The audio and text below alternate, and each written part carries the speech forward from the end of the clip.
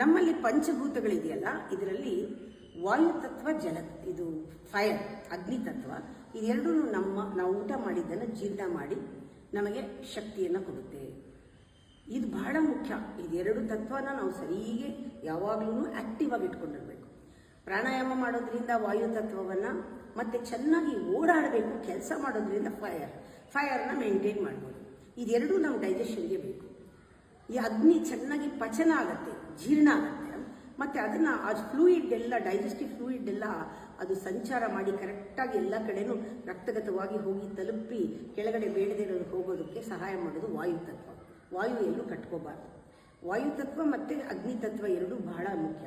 ಅದಕ್ಕೆ ಆವಾಗ ಮುಷ್ಟಿ ಮಾಡಿಬಿಡಿ, ಚೆನ್ನಾಗಿ ಹೆಬ್ಬೆರಳು ಒಳಗಡೆ ಹೋಗಲಿ, ಮಧ್ಯಕ್ಕೆ ಮುಷ್ಟಿ ಮಾಡಿ ಈ ಬೆರಳನ್ನು ಉದ್ದಕ್ಕೆ ಚಾಚಿ ಸ್ವಲ್ಪ ಹೊತ್ತು ಕೂತ್ಕೊಳ್ಳಿ.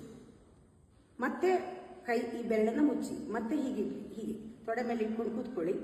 1-2 ನಿಮಿಷ ಕೂತ್ಕೊಳ್ಳಿ. ಇದು ಈ ಅಗ್ನಿಗೆ ಮತ್ತು ವಾಯುವಿಗೆ ಇದು ಸಹಾಯ ಮಾಡುತ್ತೆ ಈ ಮುದ್ರಾನ ಪ್ರಾಕ್ಟೀಸ್ ಮಾಡೋದ್ರ ಜೊತೆಗೆ ನಿಮ್ಮ ತಲೆಯಲ್ಲಿ ಯಾವತ್ತೂ ಕೂಡ ನೆಗೆಟಿವ್ ಥಾಟ್ಗಳು ಓಡಾಡಬಾರ್ದು.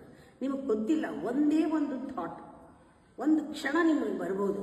ಮಿಲಿಯನ್ಸ್ ಇದ್ದಾರೆ ಈ ಊರಲ್ಲಿ, ಈ ದೇಶದಲ್ಲಿ ಎಷ್ಟು ಜನ ನೆಗೆಟಿವಿಟಿ ಇದೆಯಲ್ಲ, ಅಷ್ಟು ನೀವು ಅಟ್ರಾಕ್ಟ್ ಮಾಡಿಬಿಡ್ತೀರ ಗೊತ್ತಿಲ್ಲದೆ. ಅವಾಗ ಏನಾಗುತ್ತೆ, ನೀವೊಂದು ಚೈನಿಗೆ ಸಿಕ್ಕಾಕೊಂಡು ಒಂದ್ಸತಿ ಬಂದಿದ್ದು ಯೋಚನೆ ಪದೇ ಬಂದು ನೀವು ಅದರಲ್ಲಿ ಸುತ್ಕೊಂಡ್ಬಿಡ್ತೀರ. ಆ ನೆಗೆಟಿವ್ ಥಾಟ್ ಬಂದ ತಕ್ಷಣವೂ ಅಷ್ಟೇ ಈ ಥರ ಹೀಗೆ ಮಾಡಿ ಒಂದು ಸ್ವಲ್ಪ ಹೊತ್ತು ಈ ಮುದ್ರಾ ಹಾಕಿ ಕೂತ್ಕೊಳ್ಳಿ, ತಕ್ಷಣ ಆ ಥಾಟ್ ಸೀಸ್ ಆಗುತ್ತೆ. ಡೈಜೆಸ್ಟ್ ಆಗೋದು ಅಂದರೆ ಮಾನಸಿಕವಾಗೂ ಒಂದು ಕೆಟ್ಟ ಯೋಚನೆ ಡೈಜೆಸ್ಟ್ ಆಗೋ ಥರ ಕಂಪ್ಲೀಟ್ ಆಗಿ ಸೀಸ್ ಆಗೋದು, ಮತ್ತು ತಿಂದಿದ ಆಹಾರ ಸಂಪೂರ್ಣವಾಗಿ ಕರೆಕ್ಟಾಗಿ ಜೀರ್ಣ ಆಗಿ ರಕ್ತಗತವಾಗೋದು ಎರಡೂ ಈ ಮುದ್ರೆಯಿಂದ ಸಾಧ್ಯ.